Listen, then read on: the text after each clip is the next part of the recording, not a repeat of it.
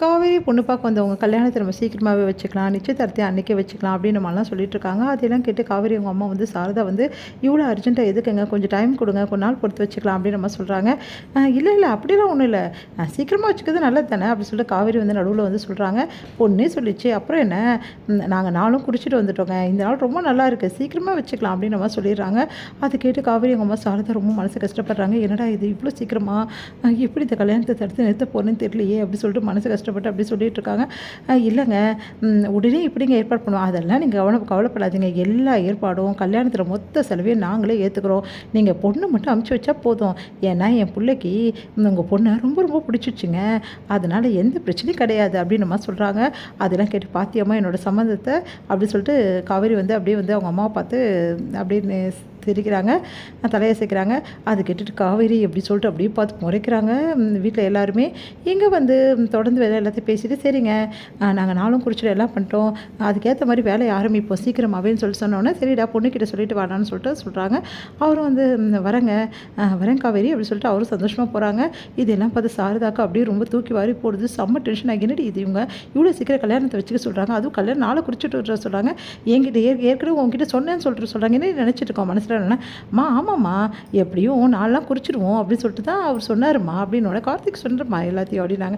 அப்போ நீ எல்லாம் முடிச்சிட்டல, கடைசியில் சும்மா ஒப்புக்கிச்ச பணம் எங்களை வச்சு உட்கார வச்சிருக்க அப்படி தானே காவேரி அப்படின்னு சொல்லிட்டு கங்கா கேட்குறேன். அதெல்லாம் ஒன்றும் இல்லைக்கா, நல்லா தெரிஞ்சு போச்சுட்டு எல்லாத்தையும் பேசி எல்லாம் முடிவு பண்ணி வர வச்சுருக்க, என்ன மாதிரி ஆள்றீ நீ எல்லாம், இப்படி பண்ணுற, நாங்கள் இவ்வளோ சொல்கிறோம் கேட்கவே மாட்டியா நீ, இங்கே பாருக்கா மறுபடியும் அதையே பேசிகிட்டு இருக்காத, அதான் சொல்லியாச்சுல, சீக்கிரமாக கல்யாணத்துக்கு முன்னாடி ஏற்பாடெலாம் பண்ண ஆரம்பிங்க, எல்லாரும் சும்மா மச நின்றுட்டு இருக்காதிங்க அப்படி சொல்லிட்டு போகிறாங்க.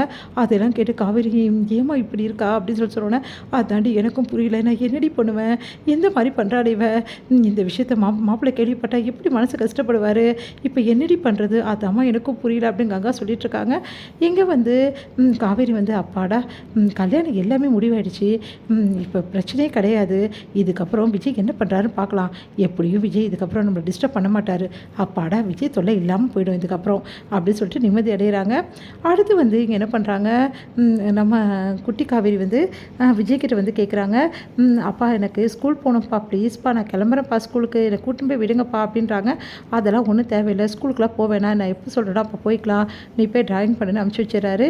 என்ன விஜய் இப்படி சொல்கிற அப்படின்னோடனே, ஆமாம் தாத்தா நான் முடிவு பண்ணிட்டேன், ஸ்கூலை மாற்றுறதா, ஸ்கூல் அதே ஸ்கூல் இருந்தால் கண்டிப்பாக போயிட்டு குழந்தைய விட வேண்டியது இருக்கும், அதனால் ஸ்கூலை மாற்றிடலாம் நான் முடிவு பண்ணிட்டேன் தாத்தா அப்படின்னோடனே, என்னப்பா இது இப்படி சொல்லிகிட்ருக்க, வேறு வழி இல்லை தாத்தா எனக்கு அப்படின்றாங்க. இங்கே வந்து என்ன பண்ணுறாரு, விஜய்க்கு வந்து ரொம்ப கஷ்டமாக இருக்குது, அப்படியே யோசனை பண்ணிகிட்டே இருக்கார். அப்போ ஃபோன் பண்ணி நம்ம நிவின் வந்து நடந்த விஷயத்தை எல்லாத்தையும் வந்து சொல்கிறாரு. அதை கேட்டு விஜய் ரொம்ப மனசு கஷ்டப்படுறாரு. ஏங்கா விரிபில் பண்ணுற, வேற ஒருத்தரை கல்யாணம் பண்ணிக்க உனக்கு எப்படி மனசு வந்தது அப்படின்னு சொல்லிட்டு ஃபோட்டோ பார்த்து எங்கே அழறாரு. இது எல்லாத்தையுமே வந்து நம்ம என்ன பண்ணுறாங்க, அம்மு பார்த்துடுறாங்க. பார்த்துட்டு வந்து அந்த ஃபோட்டோ என்னவாக இருக்கும் அப்படின்னு சொல்லிட்டு எடுக்கிறதுக்காக கபோர்டில் ஏறுறாங்க. அப்போ விஜய் அவங்கள பார்த்துடுறாரு. பார்த்துட்டு வந்து அம்மு இந்த மாதிரிலாம் பண்ணக்கூடாது, எதுக்காக இப்போ கபோர்டில் ஏறணுன்னு, இல்லைப்பா என் ட்ராயிங் புக் எடுக்க தான் ஏறினோன்னு, இந்த நானே எடுத்து கொடுக்குறேன், இந்தா இதுக்கப்புறம் கபோர்டில் எக்காரணம் நீ ஏறக்கூடாது, என்ன கேட்காம இந்த கபோர்டு நீ திறக்கவே கூடாதுன்னு சொல்லிட்டு பூட்டி வச்சுட்டு சாவி எடுத்துகிட்டு போயிடுறாரு.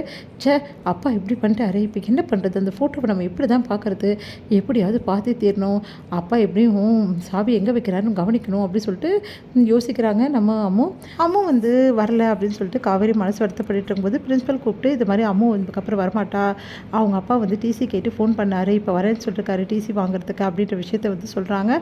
அதை கேட்டு வந்து காவேரி அதிர்ச்சி அடைகிறாங்க, எதுக்காக இப்படி விஜய் முடிவு பண்ணார் அப்படின்னு சொல்லிட்டு